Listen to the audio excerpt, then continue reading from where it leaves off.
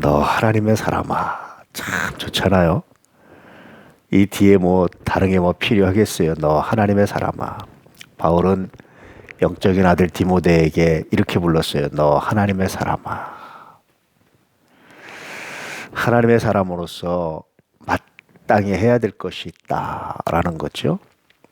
첫 번째는 이것들을 피하라라고 말할 때 이것들이 뭐예요? 앞의 내용 모두를 말하지만 그러나 그 중에 가장 강력한 것은 돈에 대한 자세예요. 부활이 한다든지 돈을 사랑한다든지 이것들을 피하라. 참 아마 사람 중에 거의 예외 없이 돈에 대한 슬픔, 돈에 대한 아쉬움, 또 돈을 그리워하는 것들 이런 마음에서 100% 자유로운 사람은 없지 않을까라는 생각이에요. 그런데 성서는 늘 자족하기를 배워라. 먹을 것, 입을 것 있으면 족하다. 많은 돈을 갖지 말아라. 그런 의미는 아니에요. 너 부자가 되지 말아라. 그런 뜻도 아닙니다.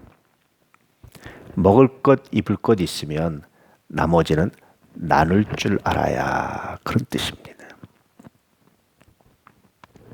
그래서 이런 것들을 돈을 사랑함을 피하고 돈을 나눌 줄 아는 삶 이것이 얼마나 중요한지에 대한 말씀이에요.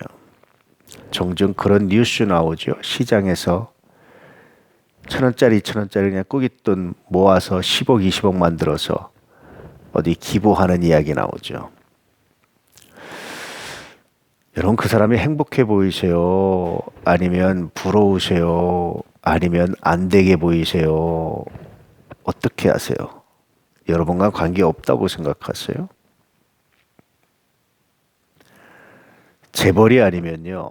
우리가 나누기 위해서는 내 쓸 것을 줄이지 않으면 못 나눠요. 내가 쓰고 싶은 만큼 다 쓰고 내가 하고 싶은 일 다 하고 나눌 수 있는 사람은 아무도 없어요.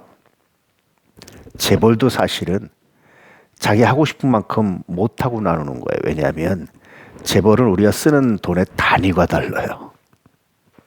내가 이 돈 가지고 이런 회사 하나 만들고 싶은데 이 돈 가지고 이거 하고 싶은데 어떤 분이 그러더라고요.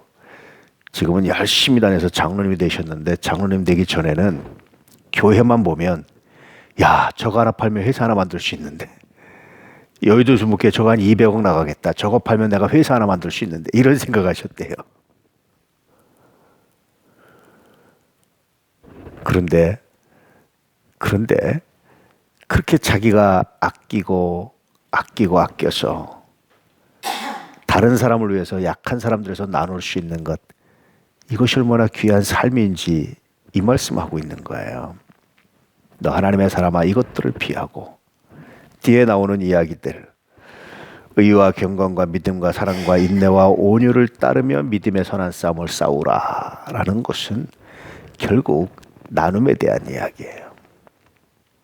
너 정말 하나님을 믿는다라면 너 정말 우리의 삶이 하나님께 있다는 걸 믿는다면 너 정말 천국을 믿는다면 이 땅이 영원하지 않고 하나님 나라가 영원하다는 사실을 믿는다면 너 하나님의 사람아 돈을 사랑하지 말고 돈을 나눔을 위해 사용하라 라는 말씀입니다. 그렇게 영생을 취하라 라는 것은 영생을 마치 내가 취한다 그런 의미로 말하는 것이 아니라 영생을 네가 얻은 영생을 구원을 굳게 잡으라 이런 뜻입니다. 윕실레는 그런 말을 해요. 주머니를 회개하지 않으면 온전한 회개가 아니다. 돈에 정직하지 않으면 그건 온전한 회개라고 말할 수 없다. 우리가 하나님께 드리는 11조나 감사나 이런 여러 가지도 우리가 최선을 다하고 그뿐이 아니라 그렇게 해서 남겨진 것도 또 우리가 어떻게 사용하는 것이 하나님 보시기에 아름다운지 어떻게 사용하는 것이 정말 귀한 것인지 묵상하고 생각하지 않으면 우리는 어느새 올무에 빠진다라고 말씀하고 있죠. 두 번째 인간을 올무에 빠지게 하는 것은 권력욕이에요. 내가 좀 더 많은 권한을 가지고 내 마음대로 흔들고 싶은 마음입니다. 이것이 돈과 합쳐졌죠. 요즘에는. 예전엔 나눠졌거든요. 그래서 조선시대도 산업공상에서 돈을 맨 밑에 놨어요. 돈과 권력을 가능하면 나누려고 했어요. 물론 그것이 나눠지진 않았지만 나누려고 했어요. 이렇게 의식적으로 노력을 했어요. 근데 요즘은 돈이 맨 위에 있어요. 돈과 권력이 나눠지지 않아서 더 큰 이제 악이 되고 더 큰 우상이 되는 경우가 참 많죠.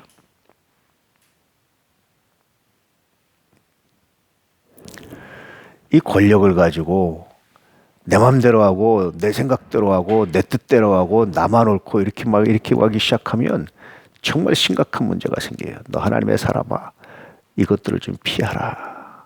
이런 함정에서 빠져나와라. 이런 함정에 빠지지 말아라. 그런 의미가 담겨져 있죠.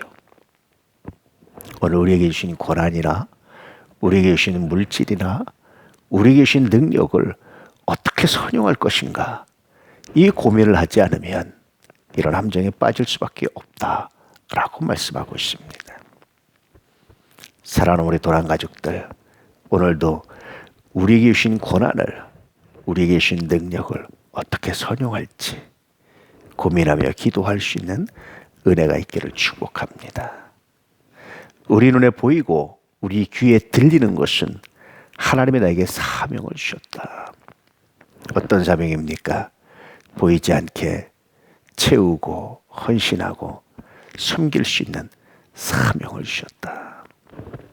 이 고백을 가지고 능히 오늘도 살아내시고 하나님의 역사와 영광을 드러내는 믿음의 삶이 되시기를 축복합니다. 우리 바자회에 수고하는 모든 손길들이 얼마나 귀하고 아름다운지 하나님 받으십니다. 그런데 우리가 늘 생각해야 될 것은 우리가 거룩한 일을 하려고 하면 할수록 사단이 틈타게 돼 있어요. 이 영적 전투를 게을리하면 선한 일을 하면서 무너져요. 선한 일을 악하게 만들어 버립니다. 늘 기도하고 늘 깨어있지 않으면 선한 일 때문에 선한 일 하다가 무너지고 망한 경우들이 정말 많아요. 우리의 싸움은 혈과 육이 아닙니다. 우리의 싸움은 어둠의 세력들, 사단의 세력들, 어둠의 권세자들입니다.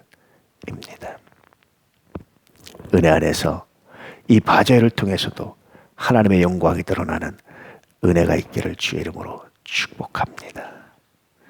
또 홈커밍 데이가 있어요. 수련회가 있고 푸슈회가 있고 또 중간중간 여러 가지들이 있습니다.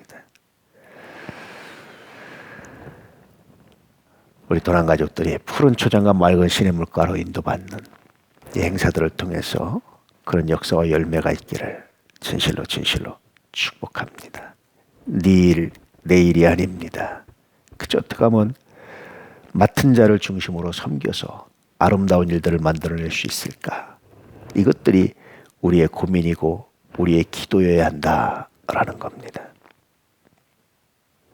너 하나님의 사람아, 이것들을 피하고 믿음의 선한 싸움을 싸우라. 이 말씀을 삶의 구석구석에 적용하며 승리하는 믿음의 사람들 되시기를 축복합니다. 할렐루야.